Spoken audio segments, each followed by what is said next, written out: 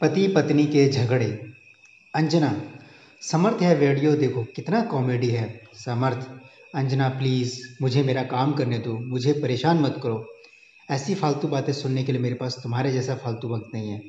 अंजना, समर्थ, आजकल मेरे लिए तुम्हारे पास टाइम ही नहीं रहता और तुम मेरी सभी बातें फालतू और गलत ही लगती है। तुम्हारी नज़रों में मैं इतनी ही बुरी थी तो तुमने मुझे प्रपोज करके शादी क्यों की? समर्थ, हाँ भूल हो गई मुझसे, लेकिन अब क्या फ़ायदा यह सब बोल के। की हुई भूल अब निभानी तो पड़ेगी ही ना ज़िंदगी भर। समर्थ के ऐसे शब्द सुनकर अंजना की आंखों में आंसू आ गए। अंजना, ठीक है, तो फिर तुम्हें मेरे होने से इतनी ही तकलीफ़ होती है तो मुझे लगता है कि हम अलग हो जाते हैं। दोनों की यह बातें चालू थी तब अनु का कॉल अंजना के मोबाइल पर आया। अनु समर्थ और अंजना दोनों की कॉमन फ्रेंड थी। अंजना अनु का कॉल उठाती है, लेकिन अनु कॉल पर रो रही थी। अंजना, अरे बोल ना कुछ, क्या हुआ? आंटी की तबीयत अच्छी है नहीं है क्या? अनु, माँ की तबीयत अच्छी है अंजना। ऐसा बोलकर अनु फिर से फूट फूट कर रोने लगी। अंजना, अनु तुम पहले रोना बंद करो और मुझे ठीक से बताओ आखिर क्या बात है। मुझे अभी डर लग रहा है। अनु जल्दी बताओ क्या हुआ? अनु, अंजना, अंजना, राहुल। अंजना, क्या हुआ राहुल को? अनु, अंजना कल राहुल रात को कश्मीर में आतंकवादियों के साथ गोलीबारी में राहुल को 4 गोली लगने से राहुल शहीद हो गए। अभी अभी फ़ोन आया, उनकी बॉडी विमान से ला रहे हैं। यह सुनकर अंजना के पैरों तले ज़मीन खिसक गई। अंजना, अनु अनु हम अभी आते हैं तुम्हारे पास, तू खुद को संभाल और आंटी को भी। हम पहुंचते हैं जल्द से जल्द उधर।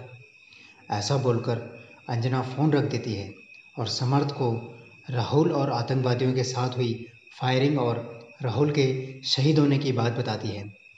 समर्थ भी उसकी बातें सुनकर सन्न हो गया, लेकिन तुरंत वह दोनों अन्नू के घर जाने के लिए रवाना हुए। अन्नू के घर पहुंचते ही दरवाजे में ही अन्नू अंजना के गले लगकर रोने लगी। अनु, अंजना, कल सुबह ही तो हम तीनों ने उससे बात की थी। वीडियो कॉल पर वो कह रहे थे कि छुट्टी सैंक्शन हो गई है और अगले सप्ताह वो घर आ रहे हैं। यह बातें बोलकर वह कितने खुश थे और रात को अचानक ऐसे हो गया। अंजना, संभाल खुद को, तुम्हें तकलीफ़ होगी, प्लीज़ संभाल खुद को। तू अपनी हिम्मत खो देगी तो आंटी को कौन संभालेगा? अनु, अब मैं क्या करूं? खुद को संभाल कर मेरे जीने की वजह ही मुझसे दूर चली गई। अब किसके लिए मैं जीऊं? बस 6 महीने ही हुए थे हमारी शादी को और शादी होते ही 15 दिन में वह ड्यूटी पर निकल गए। एक दूसरे को समझने के लिए भी वक्त नहीं मिला। अंजना, इतने सपने देखे थे हम दोनों ने, हमारे बच्चे के, नए घर के, एक दूसरे के लिए बहुत सारी बातों के सपने देखे थे। अब सारे सपने अधूरे रह गए, हमें वक्त ही नहीं मिला। अंजना, वक्त ही नहीं मिला। थोड़ी देर में राहुल की बॉडी तिरंगे में लपेटकर घर आई। शासकीय इंतजाम में राहुल का अंतिम संस्कार हुआ। सभी विधि खत्म होने पर समर्थ और अंजना अपने घर वापस देर रात तक पहुँचे। अंजना, समर्थ, तुम खाना खाने वाले हो क्या? मुझे तो भूख नहीं है। समर्थ, नहीं, चाय बना दो, बहुत सिर दर्द हो रहा है, कुछ समझ नहीं आ रहा। अंजना दोनों के लिए चाय बनाकर ले आती है। चाय पीने के लिए दोनों शांति से सोफे पर बैठते हैं। समर्थ, सॉरी अंजना, मैं सुबह तुम पर बहुत चिल्लाया। अरे क्या करें, वर्क फ्रॉम होम होकर भी इतना प्रेशर होता है और इस वजह से मैं इतना चिड़चिड़ा हो जाता हूँ कि उसका गुस्सा तुम पर निकालता हूँ। I am so sorry Anjana. Anjana, Samarth, तुम सारी मत बोलो, मैं भी गलत थी।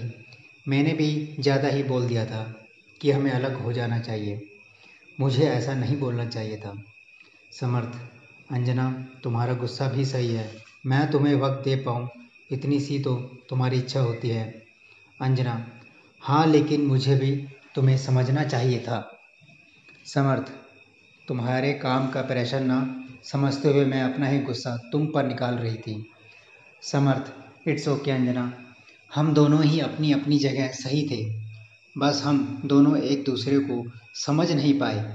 अंजना, समर्थ, अनु के वह शब्द अभी मेरे कानों में गूंज रहे हैं, हमें वक्त ही नहीं मिला। अंजना, हम हमें मिला हुआ वक्त को कितना ग्रांटेड लेते हैं ना। समर्थ, सच में अंजना, हमें जैसे एक दूसरे के साथ रहने के लिए वक्त मिलता है, वैसे हर किसी को नहीं मिलता। वह टाइम मिले इसके लिए बहुत लोग कितने प्रयास करते हैं, लेकिन कोई परिवार की जिम्मेदारी में तो कोई देश के प्रति जिम्मेदारी को निभाने में व्यस्त रहता है। और हम इस मिले हुए वक्त में क्या करते हैं, एक दूसरे की गलती निकालने की कोशिश करते रहते हैं। अंजना, सच में समर्थ, अन्नू और राहुल की ज़िंदगी देखकर समझ में आता है कि हम कितने सुखी और खुश हैं, लेकिन हमें उसकी कीमत ही नहीं पता। हम हमारे ज़िंदगी में छोटे मोटे दुख में उलझे रहते हैं। समर्थ, हमारा देश सुखी और प्यार से रहे, इसके लिए हमारे देश के जवान अपने परिवार को छोड़कर देश की सीमा पर अपनी जान की परवाह न करके हमारे लिए लड़ाई करता है। तभी हम यहाँ पर जाति, धर्म, पैसा, प्रेम, वक्त ऐसी छोटी बातों पर एक दूसरे से झगड़ा करते रहते हैं। अंजना, हाँ, चलो फिर आज से हम एक दूसरे की भावनाओं की कदर करेंगे और प्यार का सम्मान करेंगे, एक दूसरे को समझने की कोशिश करेंगे। समर्थ, हाँ, और हम ये सुनिश्चित करेंगे कि हमारे सुख और खुशी के लिए जो जवान सीमा पर लड़ते हैं, जो शहीद होते हैं, उन्हें और उनके परिवार को सुख के कुछ पल दे सकें। हमसे जितनी छोटी देश सेवा हो सके उतनी करें और देश का कर्ज चुका सकें। दोस्तों, हर शादीशुदा जोड़े को पति पत्नी के झगड़े की कहानी एक बार जरूर पढ़नी चाहिए। इस मार्मिक कहानी को पढ़कर हो सकता है आप अपने जीवन साथी की कीमत समझ जाओ और आपके बीच होने वाले झगड़े कम या ख़त्म हो जाएं।